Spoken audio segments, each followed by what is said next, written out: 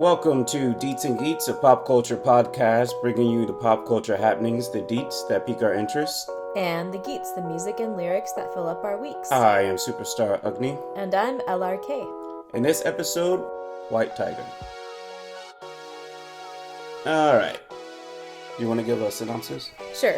Okay, so in White Tiger, Adarsh Gaurav stars in his first leading role as Balram, an intelligent, poor young man from a village whose biggest dream is to become a driver for the wealthy NRI son, NRI meaning non-resident Indian, son of his former village neighbor, until a pivotal moment makes him question the limits of his ambition and sets him on his path to become a metaphorical white tiger, a rare and ruthlessly cunning creature. Rajkumar Rao plays the NRI, and Priyanka Chopra plays his American-raised wife, Pinky. The story is narrated by a rich ponytailed Balram a few years into the future of this incident in an email that he's writing to request a meeting with a Chinese politician. Okay, so this, for those who don't know, this was based off of a 2009? I think so. Novel of the same title and about the same incident as LRK just explained. I haven't read it. I worked at a bookstore that sold the book, but I just read the synopsis on the back of it as I sold it to people. So I don't know how close it is to the film is to the source material. Yeah, I had started reading it and never finished. I remember it being good. I don't know why I never finished, but I heard that it is pretty close to the source material. Okay. What did you think of the movie? So I'll start out with the positives. I thought the casting was good. Everyone seemed believable in their parts. I like Rajkumar and Priyanka as the pseudo-woke American-influenced Indians. Yeah, I agree. I think the performances were really good. I think Adarsh embodied the innocence of the character early on just as easily as he stepped into the ruthlessness. Priyanka and Rajkumar were well cast also. It was interesting to see Rajkumar as the Americanized NRI, because usually I feel like he plays the like oafish small town character, and here he was supposed to be like, you know, just all cool and faux woke, like you said, like pretending to be shocked at like seemingly, you know, backward local practices and be like, oh, why does it matter what his caste is, only to like obviously wield power over him and like smack him around when he does something that Rajkumar doesn't like or whatever. And Priyanka, people love to drag Priyanka, which part of it I find annoying and sexist and in bad faith, but to the extent that she does speak out about things in the US against Trump and, you know, BLM and stuff, but she doesn't talk about things happening in India. You know, people think she's like opportunistic and stuff. So I'm like, okay, some of that analysis probably rings true. And so in that way, she was perfect as Pinky because she's like, she talks a big game, you know, she seems so cool and down, and then she like runs away when push comes to shove. I think that's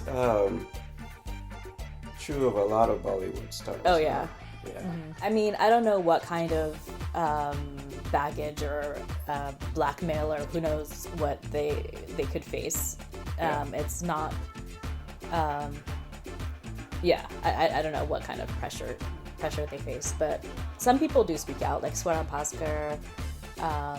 Deepika even went to like one of the protests that a student group had put on like a couple years ago. So there are people who, in their ways, do speak out. And actually, Priyanka did tweet, because people keep being like, she didn't even tweet about the farmers' protest. She actually tweeted about it early on, but not after, like, Rihanna tweeted about it and it gained, like, more momentum. Gotcha. But, anyway, yeah, so I thought the casting was good. I think everyone did a good job. And then, yeah, did you want to get into, like, the critiques of it, too? There's two things. First, there's the art. So the character in this story is telling his story to someone else and, you know, incidentally, the audience as well. because he's telling his story and the way that he sees the world, you'll see some problematic things in it. And because he's representing an underrepresented population, you have to balance, whether this character is speaking for everyone or speaking for themselves, and how is that portrayed. And I feel like in this case, it's more along the lines of the character speaking about how he sees the world. And I feel like a lot of pushback that I got on Twitter didn't really take that into account. It's just, people get on their soapbox, and a lot of it, I think, is just being self-important. Oh, I agree. I mean, that happens, I think, in general with movies. I don't know, for some reason, especially with movies that make it big in the US or outside of India in general, like, people are just so anxious about it and are always trying to rip it apart and be like, no, this isn't correct because this, that, and the other. And it's like, okay, well, yeah, like you said, there's different levels to take it on. Like, as a film, as a cinematic experience, like, it's good. I thought it was very well crafted. And yeah, I think it was meant to be like this character's perspective, and we know he is a flawed and extreme person. Like, he does not represent any of the demographics that he is part of, whether that's like, poor people, village people of his caste, which he was supposed to be like of a mithai making caste, like some sweet making caste or something. So that's like, a more like oppressed caste. And so, yeah, one of the critiques I saw also was that when he says in his narration, there used to be thousands of castes, now there's only those with full bellies and empty bellies, so kind of just like, it's just rich and poor now. And so people were like, that's very untrue and problematic. And I'm like, well, I think he's not a reliable narrator, right? I mean, this is like his weird delusion about the way the world works and what you need to get ahead. And he's like just driven to that point because of that's like how he has dealt with this situation, right? But I think there's many dialogues and scenes in the movie which would undermine the notion that there's only two classes of people. Yeah. Like, we see the gender disparity, like Pinky, even though she's messed up in her ways, we see how she's treated as a woman. We see how Balram throws the Muslim driver under the bus. We see that Balram is asked what his caste is, so like, people already know he's poor, but they still want to know what his caste is. And then we see that at the end, when he becomes rich, he like changes his name to like a dominant caste name. So I don't think the movie is telling us or endorsing the notion that things other than class are not relevant. Like, I think that's just like this character's like understanding of things and the way that he decides he's gonna like spin things and turn his life around. Yeah, I think people weren't seeing it holistically, just this one angle. Yeah. And yeah, I mean, it would be cool. I mean, I do hope that there are more, basically we just need more stories being told, and more stories told from people who are from those communities, because I don't think, as far as I know, I don't think any of the people who were involved in this project actually relate to that character, like actually relate to the circumstances that he grew up in. So of course we need like more of that. But if we're just looking at it as a film, I think it was well made, and I think the other stuff you can critique about it, also there's different ways of looking at it. Kind of like Wonder Woman 84. I feel like a lot of people didn't get that movie. I don't think it was a great movie, but the things that people were complaining about. Yeah, like people not getting that Frank Patel is supposed to be this hack. He's not actually supposed to have like Mayan heritage. I thought it was very obvious, and I thought it was like, that's the joke, that's what they did in the 80s when they were just he would be dressed that ridiculously and everything. Yeah. So to a lesser extent, I think that's what happened with this movie and a lot of complaints on Twitter. What would you give it number score? I think I'd give it like a solid 8. Yeah, I'd give it a 7.5. Maybe even a 7.8. All right. So anything else for White Tiger? Nope. All right. So we'll introduce our segment, Honorable Mention. I'm still working on a better name for that. We were going to do it last time, but I forget why we didn't do it. Ran out of time, no interest. Well, I think the thing we were gonna do an honorable mention on turned into like an actual episode, right? We were gonna do an honorable mention on AK versus AK, but then we ended up having more to say about it. And then we talked about 4 minutes on the honorable mention, the D3 section or segment. So yeah, that took up a long time. All right, so for those who don't know or didn't listen to the last episode, honorable mention basically includes music, films, anything pop culture related that we liked or we watched that we thought was worthy of talking about, but not dedicating a full episode to. So in this case, we have Namaste Wahala. Do you want to give a brief synopsis of it?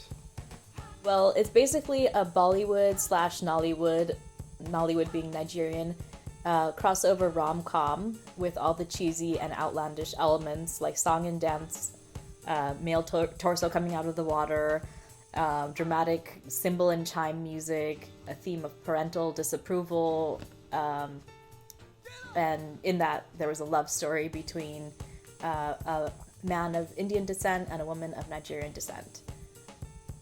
So yeah, that's my synopsis. What did you think?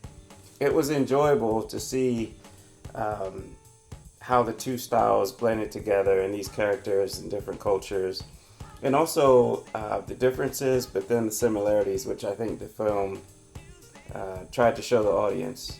So overall, I'm glad it was made. I think the acting was uneven at times, and some of the editing was a little bit sketch, I think.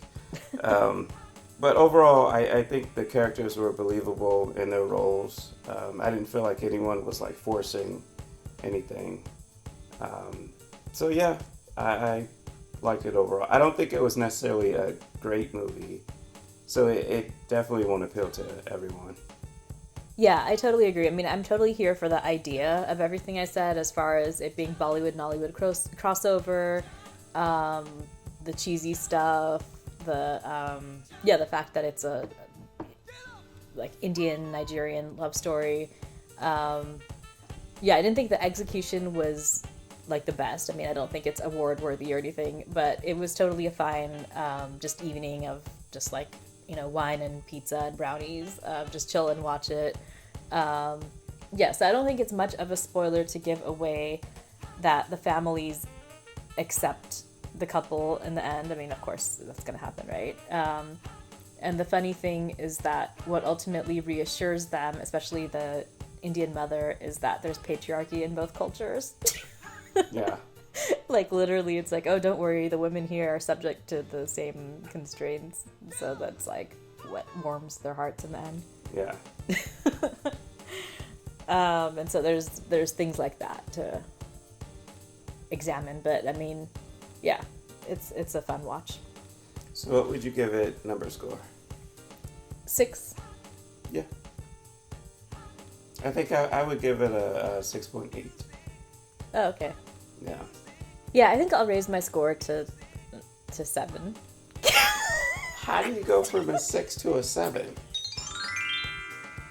I mean, if you think of 6 as like 60%, like a D, I guess that's not really how it works in film rating though, huh? Like, it's not like it's... Yeah, because I feel like 6 is decent. Like 7... Yeah, it's more worth watching than not. Yeah. Okay, I think I'll end at 6.5. That's respectable. So that does it for this episode of Deets and Geets. You can check us out at deetsandgeets.com and on Apple Podcasts and SoundCloud. YouTube. We have enhanced video episodes there. Maybe when we get more time, we can do actual video of our commentary. But until then, this has been Deets and Geets.